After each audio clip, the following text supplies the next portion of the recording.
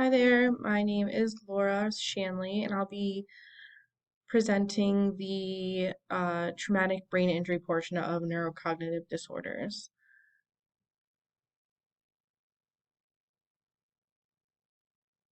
I'm going to go ahead and skip to my portion. So I'm going to start with the diagnostic criteria for a for a traumatic brain injury. So the first part of diagnosing a traumatic brain injury is that it meets the criteria for either a major or a mild neuro a neurocognitive disorder. So this basically means that there's been a change in cognitive performance, and it can either be notified by the individual, a professional of some sort, even a family member, and that testing or some type of assessment was done on the individual to meet the criteria for a neurocognitive disorder. The second part of the criteria for traumatic brain injury is that there is evidence of a traumatic brain injury through at least one or more of the following, which is loss of consciousness, post traumatic amnesia, disorientation and confusion, or any neurological signs like seizures or increased seizures if they already have seizures, visual field cuts, anosmia, or hemiparesis. And then the last part of the criteria that TBI needs to meet is that the neurocognitive disorder presents immediately after the occurrence of the traumatic brain injury or the like when the injury occurs, or immediately after the recovery of consciousness and past the acute post-injury period. And the post-injury period is the first 24 hours, so anything past that. So, some of the diagnostic features of a traumatic brain injury is that cognitive abilities can vary after a brain injury depending on the severity. So, if it's mild TBI is a concussion.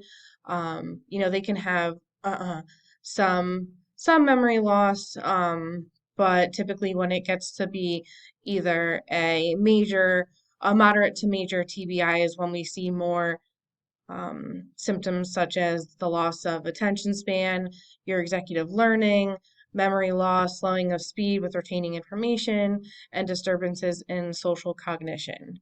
And then more severe symptoms would include aphasia, which is the loss of speech or the understanding of speech, any forms of neglect, and then something like constructional dyspraxia, which is the ability to pretty much mimic a basic drawing, like someone couldn't copy a circle or a happy face. So some additional features of a traumatic brain injury um, is that it disturbs and can affect both mental, neurological, and then physical functions. So as far as emotional functioning, mild to major TBI can irritate or disturb someone. Let me pause for a second.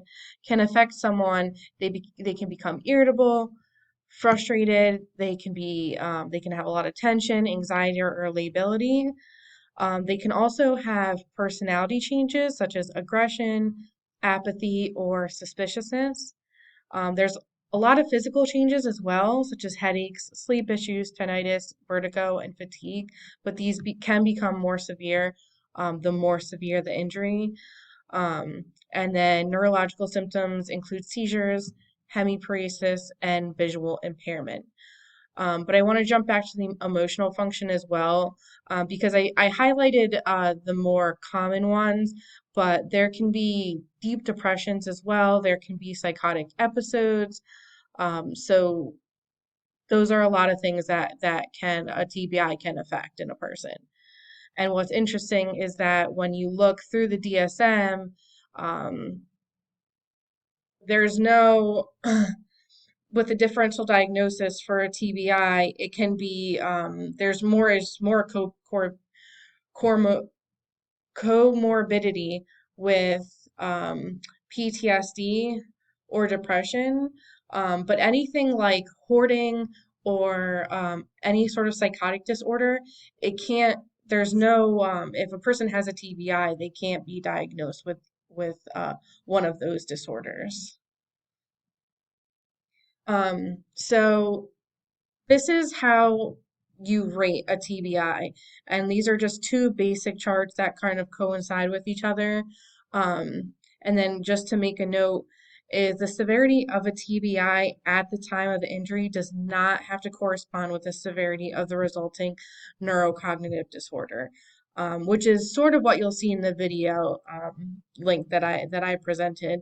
That if it maybe seems the TBI at a time seems minor, the corresponding neurocognitive disorder can be a lot more severe, and vice versa.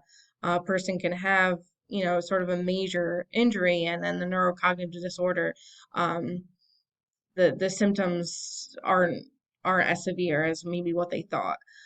So, anyways, if we look at the table one, you see the severity goes from mild to moderate to severe. The Glasgow Coma Scale score is what you see in the purple table. The lower the score, the more severe the brain injury. So they have three different um, sections that they test on.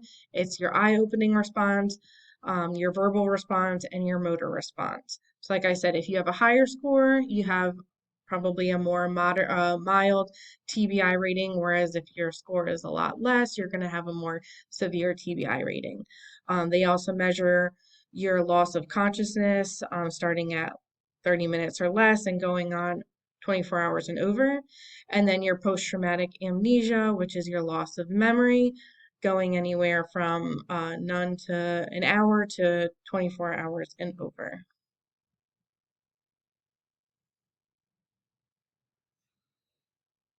Okay. I'm hoping that this starts off where I stopped before. This is what happens when I record at work. Um, so, anyways, my last slide is going to be on the risk factors and the consequences of a traumatic brain injury. So, there's three major age groups that have the highest prevalence of traumatic brain injury, and that is children under 4, older adolescents, and then older adults. 65 and older. The major cause of a TBI is falling, followed by motor vehicle accidents, and then uh, any type of like head hitting injury.